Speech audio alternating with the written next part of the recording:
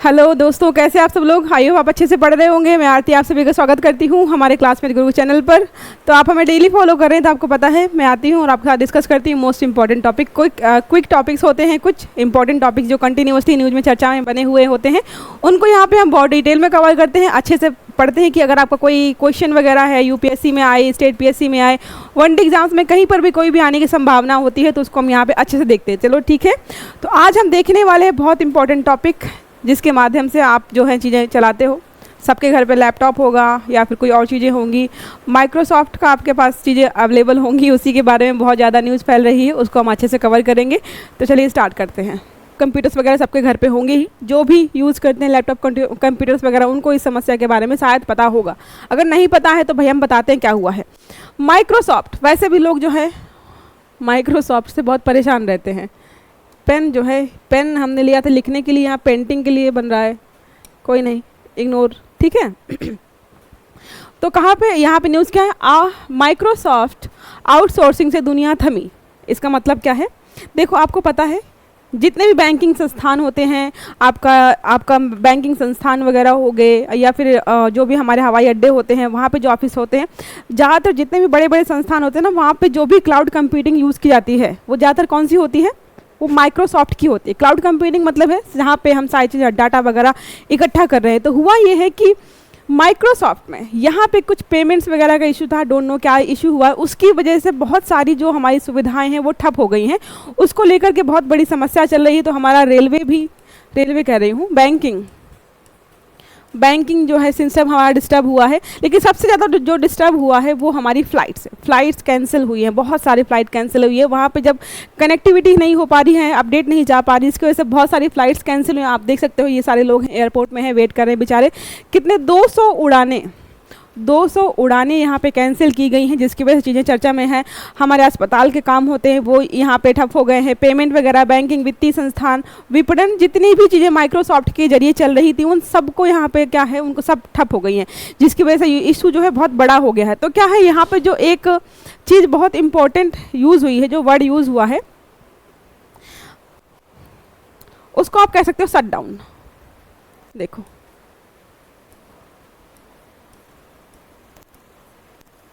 Shut down सही है या सीटी वाला सा लगेगा, जो भी हो लगा लीजिएगा, ठीक है। मेरा थोड़ा कन्फ्यूजन रहता है इस चीज़ में। शट डाउन वर्ड जो है आपने बहुत बार सुना होगा, तो बहुत चीज़ों के लिए यूज़ होता है। कभी कभी गवर्नमेंट को लगता है कि यहाँ पे चीज़ें अच्छी चल नहीं रही तो वहाँ पे शट डाउन लगा देती है। शट डाउन मतलब इंटरनेट शट डाउन, वहाँ पे इंटरनेट जो बंद हो जाता है। और आपको पता है आजकल हर चीज़ जो है इंटरनेट के माध्यम से चल रही है। अब इंटरनेट नहीं चलेगा तो समस्या तो अपने आप खड़ी हो ही जाएगी। तो पहले हम देखते हैं कि जो चीज़ हमें देखने को मिली उससे प्रभावित क्षेत्र कौन कौन से। सबसे पहला हवाई अड्डा, देखा ही हमने कितने 200 फ्लाइट्स कैंसिल हुई हैं।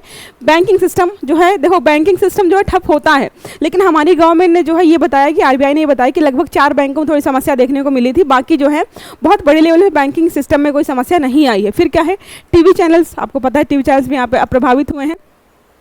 ये जो यहाँ पे इशू हुआ है, और भी चीज़ें यहाँ पर देखो, हमारी तो चलो ठीक है, हमारे यहाँ पे क्षेत्र ये प्रभावित हो रहे हैं। उसके अलावा जो टीम है माइक्रोसॉफ्ट की या ऑफिस है उसका, वहाँ पे कौन कौन सी चीज़ें हैं जो बाधित हो गई। तो पहला है teams and the power BI जैसी प्रमुख माइक्रोसॉफ्ट 365 एप्लीकेशन सुविधाएं भी बाधित हुई हैं।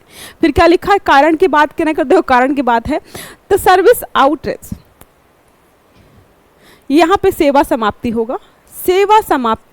सेवा समाप्ति की वजह से क्या हुआ है, यहाँ पे इतनी सारी सुविधाएं बाधित हो गई हैं।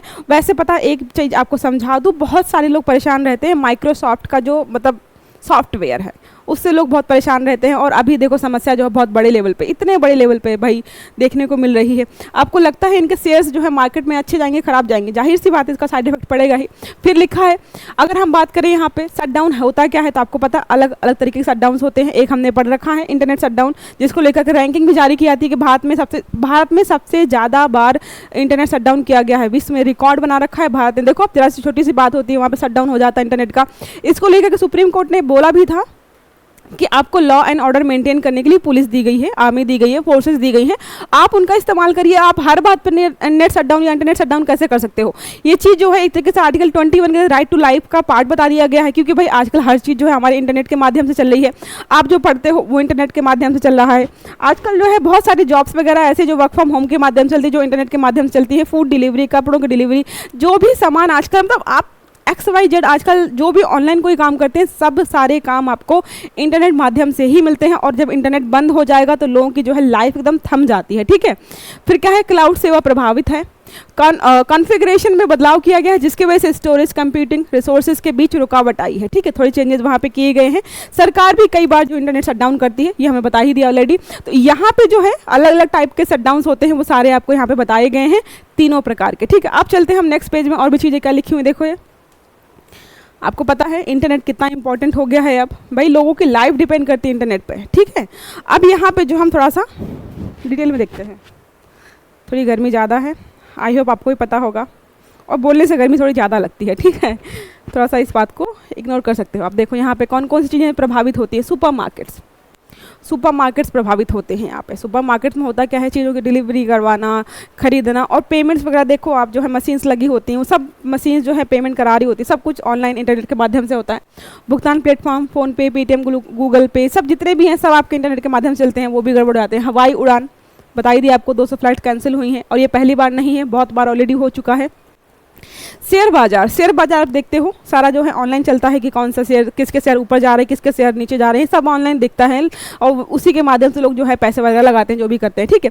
बैंकिंग सिस्टम आपको बताया मैंने, लगभग 10 बैंक प्रभावित हुए हैं, उसको जो है मैनेज कर लिया गया है, ठीक है।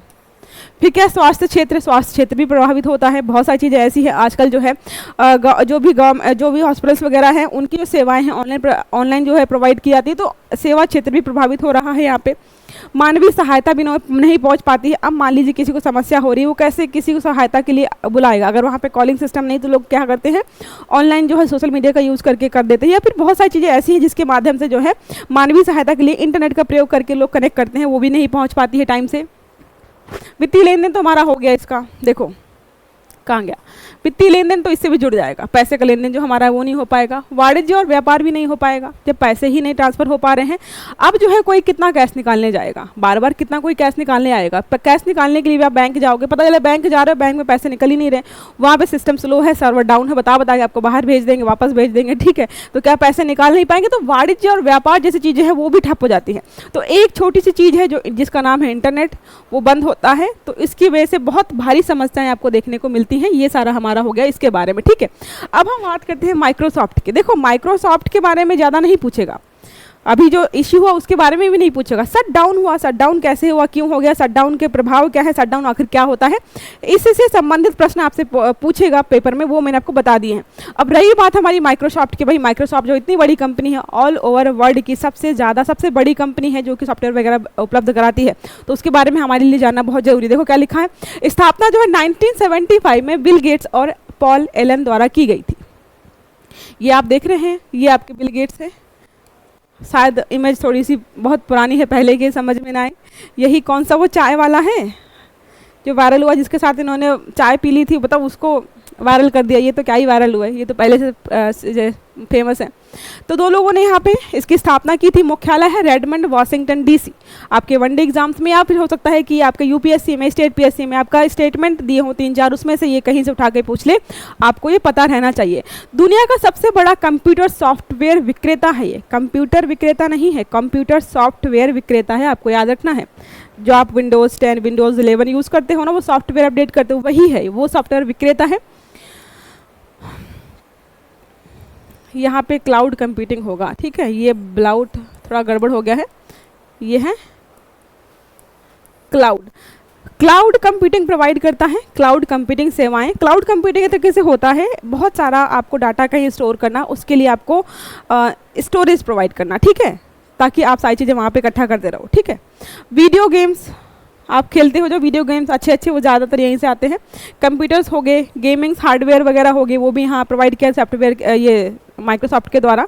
अन्य ऑनलाइन सेवाएं, बहुत सारी अन्य ऑनलाइन सेवाएं वगैरह हैं जो कि इसके द्वारा प्रोवाइड की जाती है।